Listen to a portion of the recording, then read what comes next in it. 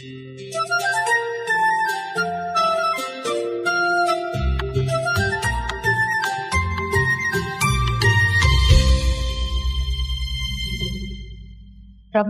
ప్రియమైన శ్రోతలకు వందనములు. ఈ పోడ్కాస్ట్ కార్యక్రమమునకు స్వాగతం. మీ అందరి కొరకు ఈ కార్యక్రమమును ప్రసారం చేయుచున్నాం. విని దైవాశీస్సులు పొందుకోగలరు. ప్రభు అయిన యేసుక్రీస్తు నామంలో అందరికీ శుభములు, వందనములు తెలియపరుస్తూ ఉన్నాం. ఈ దినకాల సమయంలో మన వాక్య ధ్యానము హెబ్రీయులకు రాసిన పత్రిక 7వ అధ్యాయం 23వ వచనం 24వ వచనం.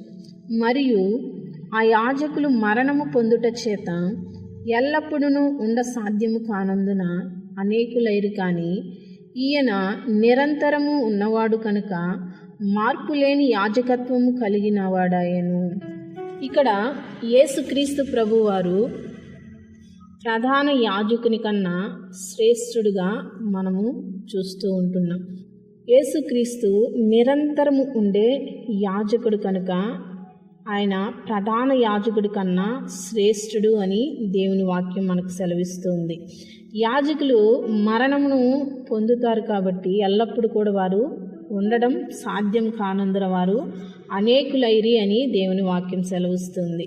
అయితే యేసుక్రీస్తు వారు నిరంతరం ఉన్నాడు కనుక మార్పు లేని యాజకత్వము కలిగిన వాడు అని దేవుని వాక్యం మనకు సెలవిస్తుంది.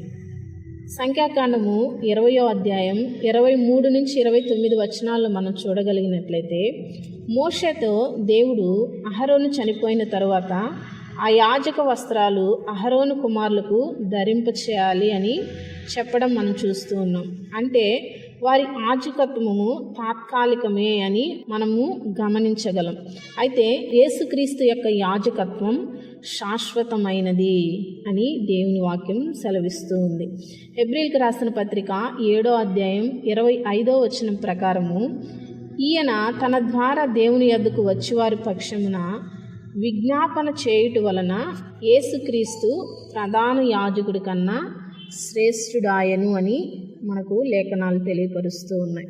హెబ్రీయులకు రాసిన పత్రిక 7వ అధ్యాయం 25వ వచనం ప్రకారము, యేసు తన యొద్దకు వచ్చి వారిని సంపూర్ణంగా రక్షించగలడు కనుక సంపూర్ణంగా రక్షించుటకు శక్తిమంతుడు.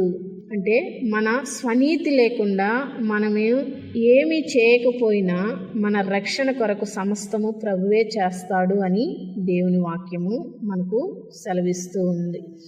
హెబ్రీయులకు రాసిన పత్రిక 7వ అధ్యాయం 26వ వచనం ప్రకారము, యేసుక్రీస్తు వారు పాపము లేని వాడు కనుక యేసుక్రీస్తు ప్రభువారు ప్రధాన యాజకుని కంటే శ్రేష్ఠుడు అని మనం చెప్తూ ఉంటున్నాం.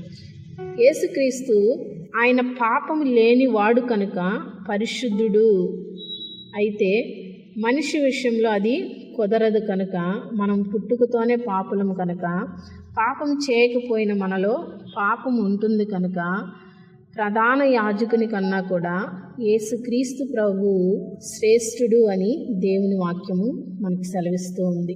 హెబ్రీయులకు రాసిన పత్రిక 7వ అధ్యాయం 27, 28 వచనాల్లో మనం చూడగలిగినట్లయితే, యేసు తన్ను తాను బలిగా అర్పించుకున్నాడు కనుక యాజకత్వంలో మనకు 2 లోపాలు మనకు కనబడతాయి.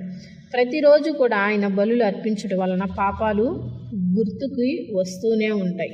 హెబ్రీయులకు రాసిన పత్రిక 7వ అధ్యాయం 27, 28 వచనాల్లో మనం చూడగలిగినట్లయితే, యేసు తన్ను తాను బలిగా అర్పించుకున్నాడు కనుక ఆయన ప్రధాన యాజకుని కంటే శ్రేష్ఠుడు అని మనం చెప్పగలం. అయితే యాజకుని యాజకత్వంలో మనకు 2 లోపాలు కనిపిస్తాయి. ప్రతిరోజు కూడా బలులు ఆయన అర్పించుట వలన పాపాలు అనేవి గుర్తుకు వస్తూ ఉంటాయి. ఆ పాపాలను యాజకుడు తీసివేయలేడు. రెండవదిగా చూస్తే తన కొరకు తాను బలి అర్పించుకుంటున్నాడు కనుక తాను పాపి అని ఆయన గుర్తిస్తాడు కనుక ఈ 2 లోపాలు యాజకుని యాజకత్వంలో ఉన్నట్లుగా మనం చూస్తున్నాం. అయితే యేసుక్రీస్తు ప్రభువులో ఎలాంటి పాపం లేదు. ఆయన పాపం లేనివాడు కనుక తన కొరకు బలి అర్పించుకోలేదు. అందరి కొరకు ఆయన బలి అయినాడు కనుక ప్రధాన యాజకుని కన్నా శ్రేష్ఠుడు అని మనం చెప్పగలం. వారి బలులు నిత్యము ఉండేవే, కానీ ఈయన బలి ఒక్కసారే అర్పించాడు కాబట్టి యేసుక్రీస్తు ప్రధాన యాజకుని కన్నా శ్రేష్ఠుడు అని మనము గ్రహించి నిత్యము ఆయన్ని ఆరాధించి గణపరిచి మహిమపరచుదుముగాక. ఆమేన్. ఈ కార్యక్రమమును గూర్చి మీ సలహాలు మరియు మీ ప్రార్థనా అవసరతల కొరకు మమ్మను సంప్రదించవలసిన మా ఫోన్ నంబర్ 9480585039 మరియు ఈమెయిల్ ఐడి info@fibaonline.org. మా ఫోన్ నంబర్ మరొకసారి 9480585039. Email ID info@fibaonline.org.